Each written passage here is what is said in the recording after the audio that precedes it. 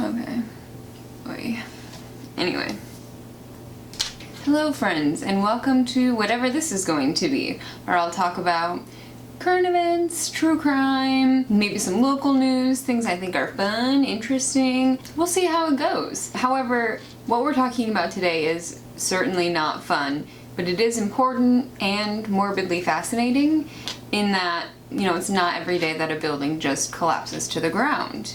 And a big part of me has to know who is responsible for this. Today, we'll be discussing the 12-story Champlain Tower South condo collapse that happened on June 24th in the town of Surfside near Miami. Yeah, I know, Surfside being an actual town name kind of got me too. Now, I know this may feel like old news. As of today, right now, I think it's like July 9th or something. Yeah, it's July 9th, and this happened on June 24th, but this story is ever-evolving. As of yesterday, the death toll was at 60. Search teams say they removed over 7 million pounds of concrete. This work was super grueling and dangerous. There were fires burning beneath the rubble, and there was always that possibility that they could fall through the debris beneath them. So the question kind of remains, like, how does this happen? And the short answer is, it doesn't just happen. This is what engineers and investigators are still trying to figure out. Experienced Florida engineers specifically say the definite reason could take months to develop, mostly because this type of wear and tear is not uncommon in buildings that are near the sea like this one was. So pinpointing a very specific or certain reason as to what happened could be pretty difficult. I'll let this guy tell you a little bit more about what wear and tear is to be expected in these types of buildings. They call it like spalling or something like that. He knows more. You can listen to that. I mean, I've done inspections up and down the coast. I've done hundreds of, even thousands of inspections, of which hundreds of these are 40-year recertifications.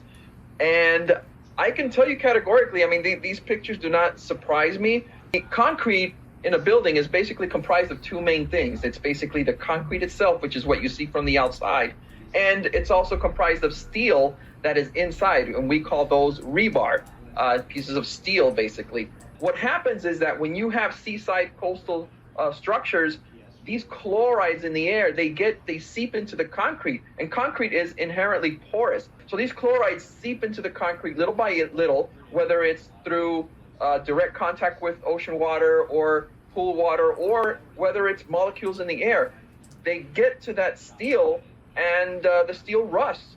And once this steel begins to rust, it's like a cancer, and it expands. And not only does it expand as far as the length along the entire piece of steel, but it also expands as far as the volume. Little by little, imagine if this piece of rebar, if this piece of steel expands, obviously at some point the concrete underneath, the concrete that's surrounding it is going to rupture. And as time goes by, as this cancer grows, the structure little by little gets weaker and weaker and weaker, up until ultimately you have a collapse and you have this ultimate rupture.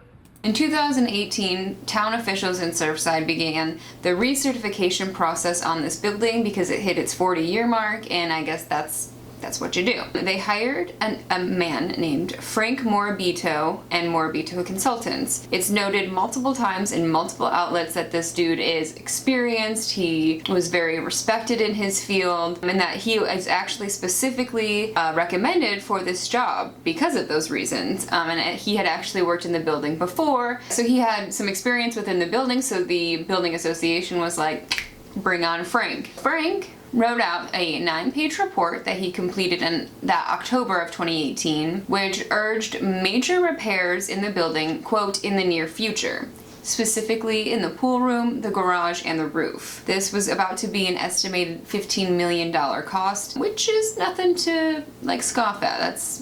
That's a lot of money. Surviving condo owners and relatives of the missing have begun filing lawsuits alleging Morabito, the condo association, and Surfside building officials ignored or missed warning signs before the catastrophe on June 24th. So this is a quote from a dude named Max Friedman, a former board member. "We had no idea the building was in imminent danger. Why didn't he tell us the building was going to fall down? Brett Marcy, a spokesperson for Morabito, ended up saying the firm did their job as they have done nearly for 4 decades, providing expert structural engineering, counsel, and services, and they will continue to do work with the investigating authorities to understand why this structure failed. So that such a catastrophe. Whoa, that is a really hard word to say. It's probably not. It's just me.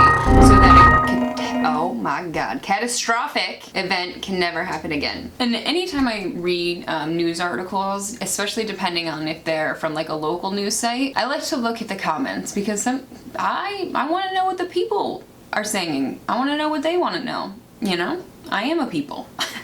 So anyway, while scrolling down, I saw a comment that I thought was pretty interesting, and it was sort of responding to the fact that the board association said they had no idea how actually serious this issue was, right? So they're just trying to like take some blame off of themselves, right? They're like, this guy didn't say the building would fall in 3 years, like, wait, 18, 19, 20, 20, yeah, 3 years, okay.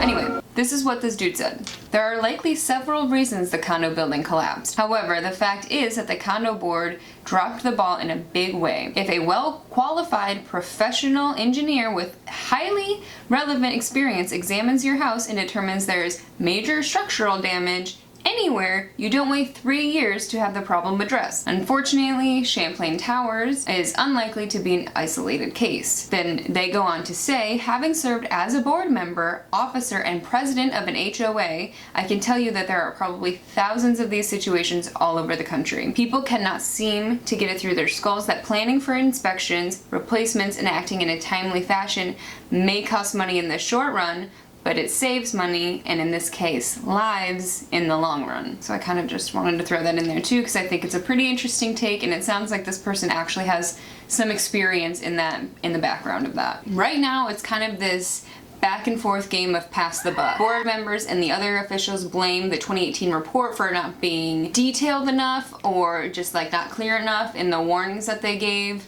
If there's any report of structural damage, you probably want to get that taken care of immediately, especially in a basement. Like what? Worth noting, the garage is underground. Okay. In fact, the report noted waterproofing below the pool deck was beyond its useful life and needed to be completely removed and replaced. It said that. The firm wrote, and this is a quote, "Failure to replace waterproofing in the near future will cause the extent of the concrete deterioration to expand exponentially.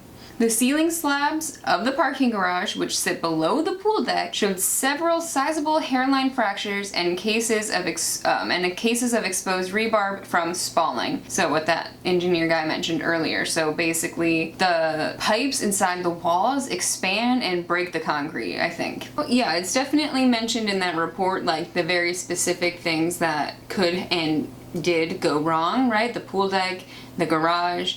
The $15 million program of remedial work had been approved at the time of collapse, right? So they were approved for this money, and I'm sure it did take a while to go back and forth with loans and all that kind of stuff, but they were approved for the repairs. Isabella Guerrero, who owned the 11th floor condo and part of the building that was standing after the first initial crash, they have since collapsed that building down as well, in preparation for a storm that they were going to have, and just for safety precautions. She thought that most of the line items appeared to be more for aesthetic improvements rather than structural fixes to the building, and she referenced one specific that was a $722,000 for hallway and public renovations. Morabito's team said in a statement after the collapse that the concrete restoration had not yet begun. So now let's get into 2021. In April, the current president of the condo association, Gene Woodnicki, wrote a letter to all of the residents that the structural damage has gotten significantly worse. And this is a quote from that letter. "The observable damage, such as in the garage, has gotten significantly worse since the initial inspection," which was in 2018. So 3 years ago. Like, no shit. They kind of go back and forth and say that the delays between 2018 and now, you know, is because there's so much with the city and the bank going back and forth, but also because of the pandemic. Like, we get to blame a lot on the pandemic, but maybe not this. Maybe start with the concrete that's rusting. Concrete doesn't rust. You know what I'm saying. Now, officials have officially called off the search for survivors in the collapse. As dark as it is, they acknowledge that after 2 weeks, survivors aren't going to be found. And according to Chief Ray Jadala of Miami-Dade Fire Rescue, sound sensors, cameras, and dogs had not detected any potentially living victims since the initial hours of the collapse. The mission has now transitioned into recovery, and it's expected that they'll be going through this rubble for several more weeks. The way that they went about this, they had meetings with the community, and everyone kind of seemed to be on board with this, and the searchers and the rescue teams were applauded for their efforts. And it's worth noting that they had search teams come from all over the place, from different states and also from Israel and from Mexico, to come help and search through the rubble and attempt to find any survivors. Okay, so this is gonna be kind of like nitty gritty, but this is like the possible cause of what went down. Oh, I did not mean it like that, and that seemed really insensitive, but also kind of a good pun. Okay, I'm sorry. The Miami Herald got 6 engineering experts together to sort of get a consensus on what they think was the possible cause for this collapse. And based on the publicly available evidence, they believe that the structural column, or concrete slab, beneath the pool deck likely gave away. This caused the deck to collapse into the garage. This then formed a crater beneath the bulky midsection of the tower, which then caved in on itself.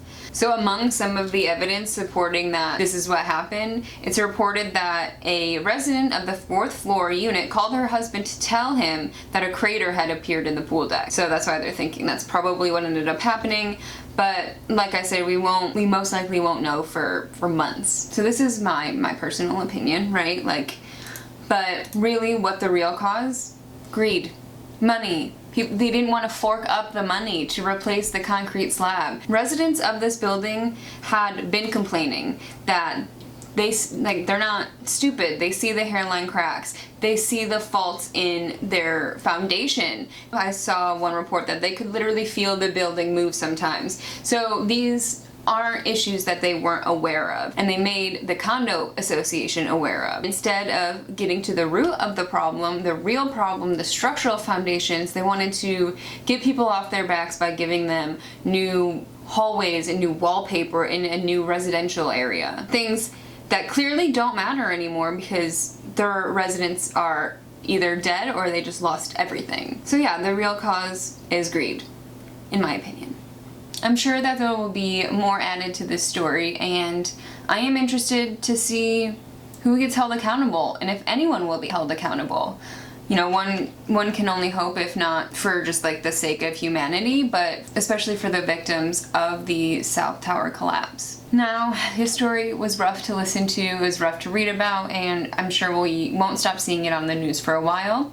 I wanted to end with something a little bit positive, if there can be any sort of silver lining to this. Take a look at these puppies in action, just doing the best damn job that they can, searching and rescuing. And I'll see you next time.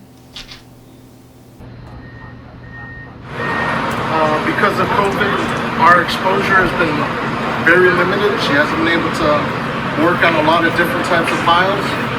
So for her to have done as great as she did is amazing to me. All the dogs have done phenomenal. Every handler has been working hard to get their dog to this level. Okay, Mars, that didn't seem too bad. Let's see.